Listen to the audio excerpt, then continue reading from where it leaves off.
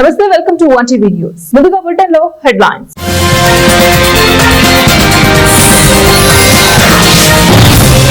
ఆకాశంలో అద్భుతం, చంద్రగ్రహణం వీడియోలు.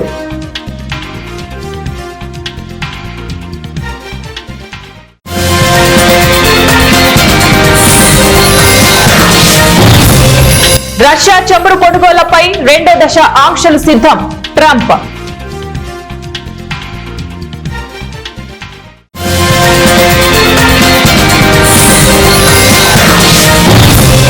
రేపే ఉపరాష్ట్రపతి ఎన్నిక. ఎన్డీఏ తరఫున సిపి రాధాకృష్ణన్, ఇండి అభ్యర్థిగా జస్టిస్ సుదర్శన్ రెడ్డి.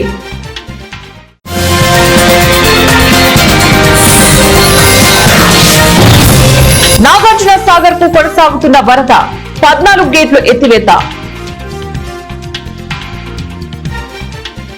ఈ ఏడాది రెండవ చంద్రగ్రహణం నిన్న అంటే సెప్టెంబర్ 7వ తారీఖున రాత్రి 9:58 ప్రారంభమైంది. ఇది తెల్లవారుజామున 1:26 వరకు ఉంది. ఈ ఖగోళ అద్భుతాన్ని ప్రపంచ వ్యాప్తంగా లక్షల మంది వీక్షించారు. గ్రహణం ప్రారంభం నుంచి ముగింపు వరకు అనేక ప్రాంతాలలో ఆకాశంలో అద్భుతమైన దృశ్యాలు కనిపించాయి. చాలా మంది ఈ అరుదైన దృశ్యాలను తమ ఫోన్లలో, కెమెరాల్లో రికార్డ్ చేశారు. వాటిని సోషల్ మీడియాలో పోస్ట్ చేయగా వైరల్ గా మారాయి.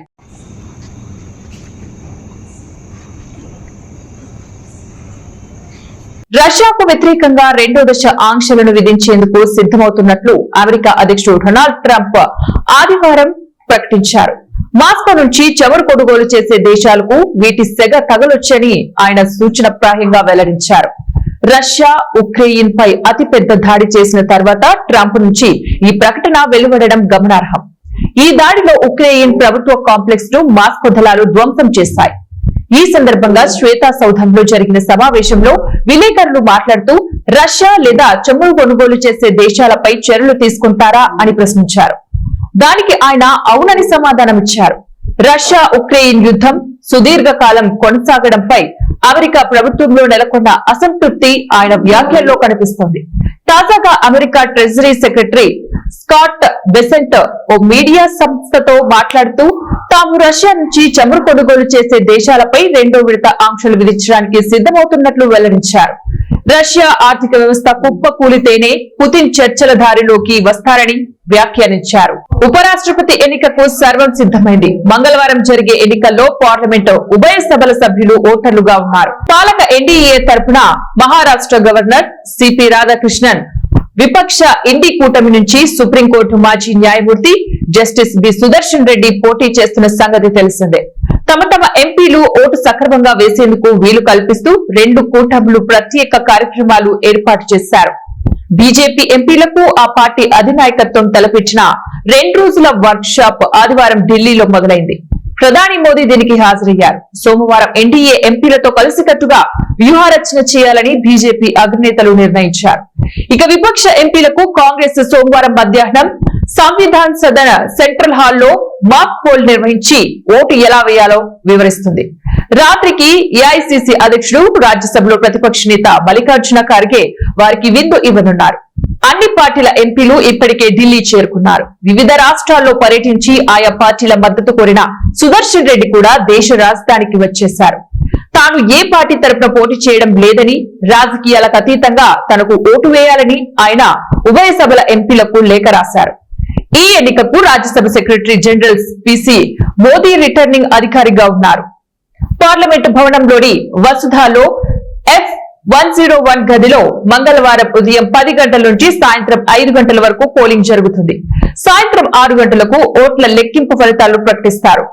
నాగార్జున సాగర్ ప్రాజెక్టుకు వరద ప్రవాహం కొనసాగుతుంది. జలాశయం ఇప్పటికే పూర్తి స్థాయిలో నిండి ఉండటంతో అధికారులు 14 క్రస్ట్ గేట్లను 5 అడుగుల మేర ఎత్తి దిగువనకు నీటిని విడుదల చేస్తున్నారు.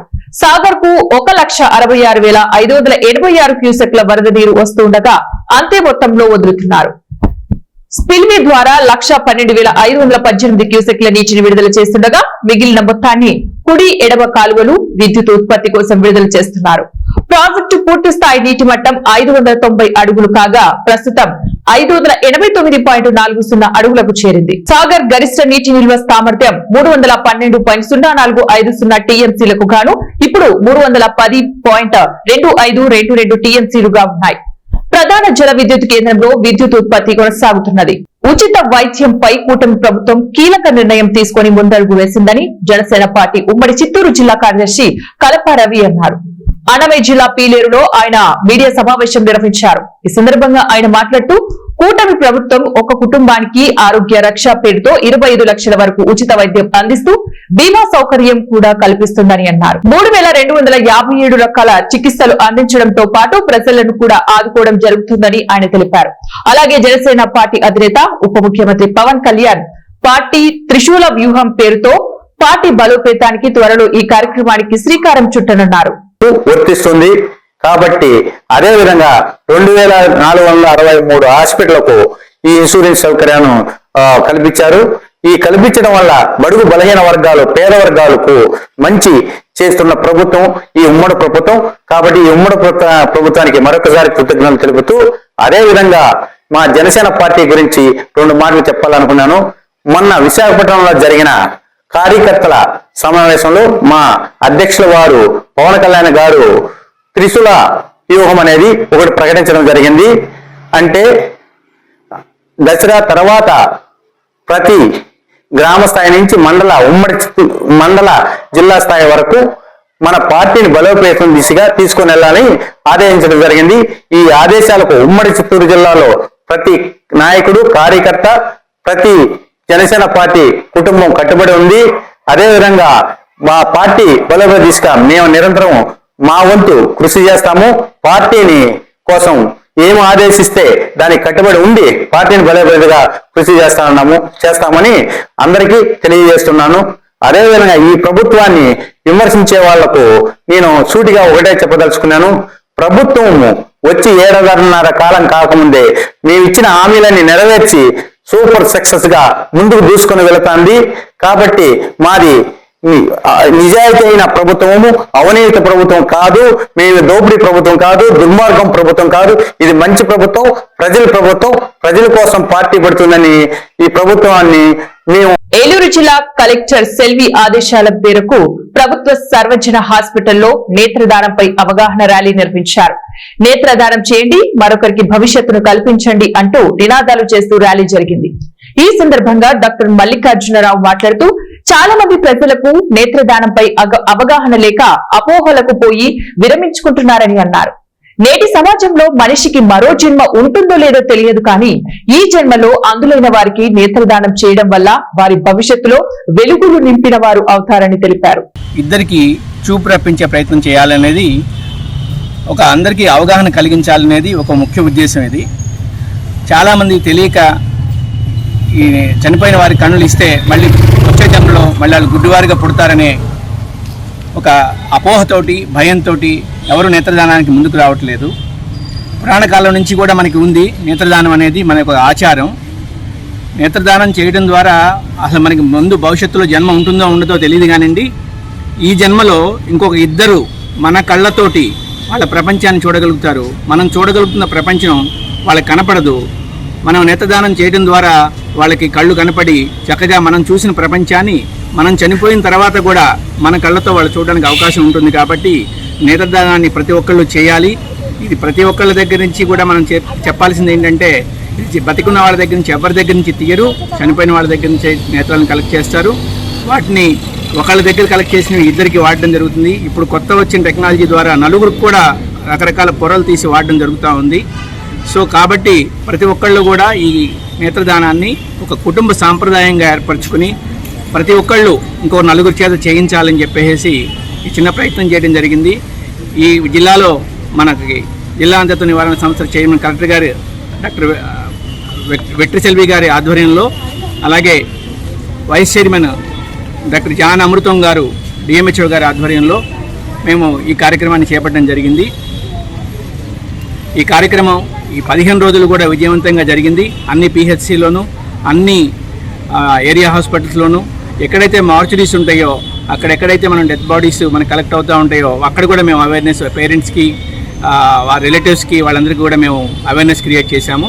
దీని మూలంగా మనకి మన జిల్లా తిరువూరు నియోజకవర్గం గంపలగూడెం మండలం గొల్లపూడి సొసైటీ వద్ద యూరియా కట్టల కొరకు ఉదయం 6 గంటల నుంచి బారులు తీరిన మహిళా రైతులు మరియు రైతన్నలు గోదా రాము రైతు మాట్లాడుతూ సొసైటీకి 300 యూరియా కట్టలు వచ్చాయి, అవి ఎటు సరిపోవడం లేదన్నారు. రైతులకు పూర్తిగా సరిపోవాలంటే 2000 యూరియా కట్టలు అవసరమవుతుందన్నారు.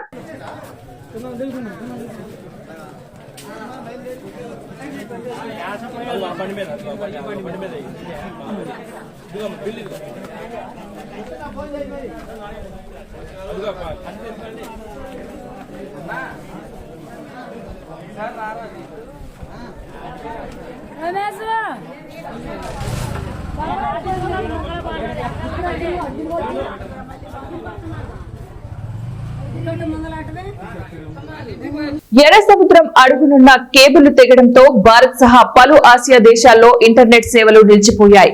సౌదీ అరేబియాలోని జెడ్డా సమీపంలో SM-W4 IMWE కేబుల్ వ్యవస్థలు స్తంభించాయని ఇంటర్నెట్ పర్యవేక్షక సంస్థ నెట్ బాక్స్ తెలిపింది. గాజా యుద్ధాన్ని ఆపేసేలా ఇజ్రాయెల్ పై ఒత్తిడి పెంచేందుకే కేబుళ్లకు నష్టం కలిగించి ఉండవచ్చంటున్నారు.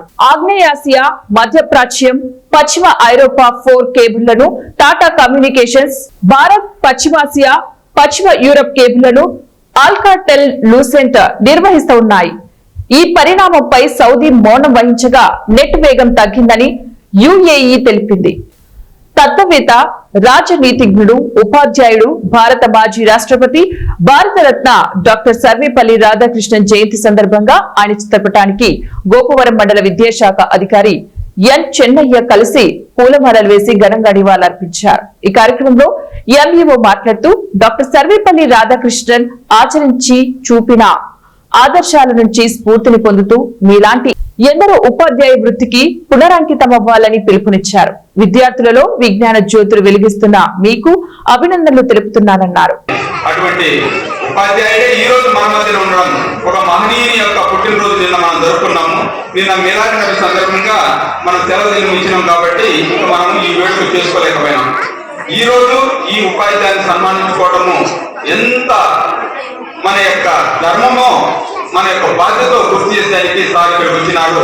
ఉపాధ్యాయునికి ఏ విధంగా అప్డేట్ కావాలా, మరి నిన్న ఒక మాట అన్నాడు, మీరు నిన్నే చెప్పినాను ఏమని, ప్రిపరేషన్ లేనిది ఒక అఫెన్స్, ఒక క్రైమ్.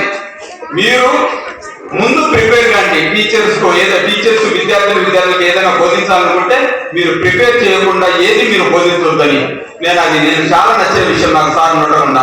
అది ముందు ఎవరైనా చెప్పని, కానీ నిన్న సార్ చెప్పినప్పుడు మళ్ళా నాకు గుర్తు చేసినట్టు అయింది. కాబట్టి టీచర్స్ నిన్ననే చెప్పినాను. నిన్ననా ఈరోజే కదా, నిన్న సార్ చెప్పినట్టు ఈరోజు మీకు చెప్పినాను. కాబట్టి ప్రిపరేషన్ లేదు. ఎందుకంటే తల్లిదండ్రులు చెప్తే వాడు ఎంత నిజం చెప్పినా నమ్మరు, టీచర్స్ చెప్పినా తప్పు చెప్పినా అది నిజమని నమ్ముతారు. అటువంటి పరిస్థితుల్లో మనం ఎట్టి పరిస్థితుల్లో కూడా మనం తప్పు చెప్పకూడదు. నేటి విద్యా విధానాన్ని మనం పెంపొందించుకోవాలంటే అప్డేట్ కావాలి. కాబట్టి మనలో మెలకువలు ఉండాలి. బాగా కంఠస్థం చేయించడము, బట్టి కొట్టడం కాదు చదువు అంటే. అందులో ఉన్న పాఠ్యాంశాన్ని లోటు లేకపోవాలా, ఆ యొక్క పాఠ్యాంశాన్ని బాగా డైజెస్ట్ చేసుకోవాలి. మైండ్ లేకి, కడుపులేక కాదు. చిన్నదేదో కడుపులేక పోతుంది, చదువుకున్నదేదో మైండ్కి ఎక్కుతుంది. కాబట్టి మీరు ఎట్టి పరిస్థితుల్లో మీ మైండ్ బాగా అప్డేట్ చేసుకోండి. సెల్ ఫోన్ ద్వారా కాదు, లేకపోతే అనవసరమైన సీరియల్స్ ద్వారా కాదు. ముందు పాఠ్య పుస్తకాలు మనకు చాలా విలువైనవి. ఆ పాఠ్య పుస్తకాలు మనం నేర్పాలి. దాన్ని మీరు అప్డేట్ చేసుకోండి, దాన్ని బాగా నేర్చుకోండి. ఏంటి జన్మదిన బర్త్డే అని కూడా మనము చెప్పవచ్చు. వీరు 1888 సెప్టెంబర్ 5వ తారీఖున జన్మించారు. వారి యొక్క జన్మదినాన్ని భారతదేశమంతటా primary school, high school, colleges, university స్థాయిలో ఉపాధ్యాయ దినోత్సవం మనము సాంప్రదాయబద్ధంగా జరుపుకుంటున్నాం. ఎందుకు జరుపుకుంటున్నాం అంటే సర్వేపల్లి రాధాకృష్ణన్ గారు యొక్క ప్రాథమిక విషయం చెప్పాలంటే, తమ యొక్క ప్రియమైన శిష్యులు వెళ్ళి పుష్పగుచ్చం ఇస్తూ హ్యాపీ బర్త్డే గురువు గారికి చెప్పినప్పుడు చాలా మంచిది, వెరీ గుడ్, నా శిష్యులు మీకు ఎప్పుడు ఉంటాయి, అయితే నా బర్త్డేని గురువులకు నేను అంకితం చేస్తున్నాను. గురువుల దినోత్సవం అంటే ఉపాధ్యాయ దినోత్సవం జరుపుకోవాలి అనేటువంటి నామకరణమే ఈనాడు మనము కొనసాగుతూ మనం చేస్తూ ఉన్నాం ప్రతి ఒక్క విద్యా సంవత్సరంలో.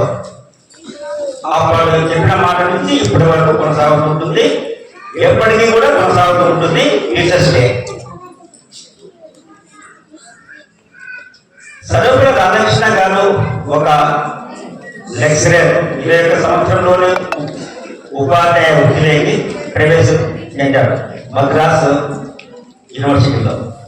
గ్రామీణ స్థాయిలో ఉన్న మహిళలు క్రీడలలో రాణించాలనే ఉద్దేశంతో అశ్విత ఖేలో ఇండియాను కేంద్ర ప్రభుత్వం ప్రారంభించిందని తెలంగాణ వెయిట్ లిఫ్టింగ్ అసోసియేషన్ అధ్యక్షులు శృతి తెలిపారు. Medchal Malkajgiri weight lifting association ఆధ్వర్యంలో లాలాపేటలోని జయశంకర్ స్టేడియంలో అస్మిత వెయిట్ లిఫ్టింగ్ లీగ్ ను ప్రారంభించారు. ఈ కార్యక్రమానికి ముఖ్య అతిథిగా విచ్చేసిన శృతి మాట్లాడుతూ 80 మంది క్రీడాకారులు ఈ లీగ్ లో పాల్గొంటున్నారని తెలిపారు. యూత్, జూనియర్, సీనియర్ కేటగిరీలో పోటీలు నిర్వహించి ఎంపిక చేస్తామని తెలిపారు. ఈ లీగ్ లో అర్హత సాధించిన వారిని అశ్విత ఖేలో ఇండియా జాతీయ స్థాయి వెయిట్ లిఫ్టింగ్ పోటీలకు రాష్ట్రం నుంచి అవకాశం కల్పిస్తామని తెలిపారు. వారికి కేంద్ర ప్రభుత్వం నుంచి పూర్తి సహకారం, ప్రోత్సాహం ఉంటుందని శృతి తెలిపారు. గ్రామీణ ప్రాంతాల వారికి దగ్గరగా ఉండే విధంగా ఖమ్మంలో వచ్చే ఆదివారం మరోసారి ఈ లీగ్ ను నిర్వహిస్తామని, వెయిట్ లిఫ్టింగ్ క్రీడాకారులు సద్వినియోగం చేసుకోవాలని సూచించారు. ఎక్కడెక్కడో గ్రామాల నుండి ఎక్కడెక్కడో ఉన్న ఆడవాళ్ళనందరినీ ఎంకరేజ్ చేయడానికి, వాళ్ళలో కూడా ఒక స్పోర్ట్స్ ఆటల ఈ స్ఫూర్తిని కల్పించడానికి, ఇన్స్పైర్ చేయడానికి సెంట్రల్ గవర్నమెంట్ వాళ్ళు అస్మిత ఖేలో విమెన్స్ లీగ్ అని ఒక ప్రోగ్రామ్ కండక్ట్ చేస్తారు ఎవ్రీ ఇయర్. ఈసారి తెలంగాణలో మనము Lalapet indoor stadium Medchal Malkajgiri district association ఆధ్వర్యంలో జరుగుతుంది. దీనికి 80 గర్ల్స్ దాకా వచ్చారు. ఇక్కడ యూత్, జూనియర్ అండ్ సీనియర్ కేటగిరీస్లో కండక్ట్ చేస్తున్నాము. ఎవరైతే అక్కడ ఎలిజిబుల్ క్వాలిఫైయింగ్ వెయిట్స్ ఎవరైతే చేయగలుగుతారో వాళ్ళని మన స్టేట్ తరపు నుండి, తెలంగాణ రాష్ట్రం తరపు నుండి Asmita Khelo India national meeting పంపిస్తాము. సో వారికి గవర్నమెంట్ తరపు నుండి కూడా మంచిగా వాళ్ళకి చాలా ఫెసిలిటీస్, ప్రోత్సాహం లభిస్తుంది. సో మనము 10 బాడీ వెయిట్ కేటగిరీస్ అన్ని మనం ఇక్కడ చెప్పలేం కాబట్టి నేషనల్ కేటగిరీస్ వాళ్ళు ఇస్తారు. మనకి ఒక బెంచ్ మార్క్ ఉంటుంది అనమాట. ఆ క్వాలిఫికేషన్ బెంచ్ మార్క్ ఉంటుంది. అది ఎత్తడం జరిగితే దాన్ని వాళ్ళని క్వాలిఫై చేసి నేషనల్స్ జరిగే అస్మిత ఖేలో ఇండియాకి పంపిస్తాము. ఇప్పుడు ఎంతమంది క్వాలిఫై అయ్యారు? ఇప్పుడు జరగదు, అది రాత్రికి తెలుస్తుంది. మొత్తం ఇంకా కేటగిరీస్ అన్నీ అయిపోతాయి కదా. మొత్తం 80 మంది వచ్చారు ఇక్కడికి. ఈ 80 మంది డిఫరెంట్ బాడీ వెయిట్ కేటగిరీస్లో వాళ్ళు 2 snatch and clean and jump చేస్తారు. దాంట్లో ఎవరు క్వాలిఫై అయ్యారనేది మనకి ఈవినింగ్కి తెలుస్తుంది. ఏ జిల్లాలో? అది చాలా మంది చాలా జిల్లాలు వచ్చారు. బ్రిటన్ ముగించే ముందు మరోసారి హెడ్లైన్స్.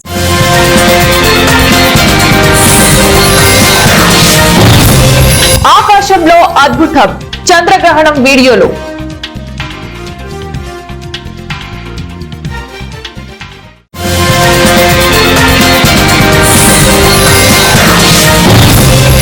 రష్యా చమురు కొనుగోళ్లపై 2వ దశ ఆంక్షలు సిద్ధం, ట్రంప్.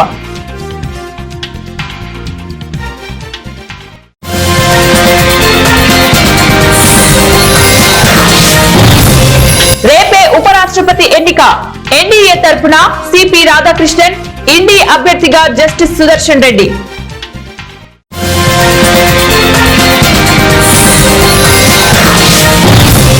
నాగార్జున సాగర్ కు కొనసాగుతున్న వరద, 14 గేట్లు ఎత్తివేత.